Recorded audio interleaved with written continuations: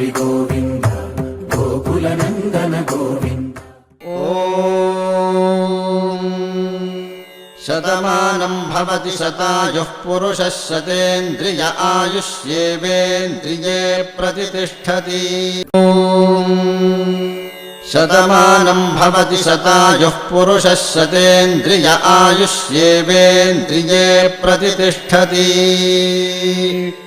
शतमानं भवति शतमानकं शतमानं भवति शतायुः शतायुर्भवति शतमानकं शतमानं भवति शतायुः शतमानमिति शतमानं भवति शतायुः शतायुर्भवति भवति शतायुः पुरुषः पुरुषः शतायुर्भवति शतायुः पुरुषः शतायुः पुरुषः पुरुषः शतायुः शतायुः पुरुषः शतेन्द्रियः शतेन्द्रियः पुरुषः शतायुः शतायुः पुरुषः शतेन्द्रियः शतायुरिति शतायुः पुरुषः शतेन्द्रियः शतेन्द्रियः पुरुषः पुरुषः शतेन्द्रिय आयुष्यायुषि शतेन्द्रियः पुरुषः पुरुषः शतेन्द्रिय आयुषि शतेन्द्रिय आयुष्यायुषि शतेन्द्रियः शतेन्द्रिय आयुष्येवैवायुषि शतेन्द्रियः शतेन्द्रिय आयुष्येव शतेन्द्रिय इति शत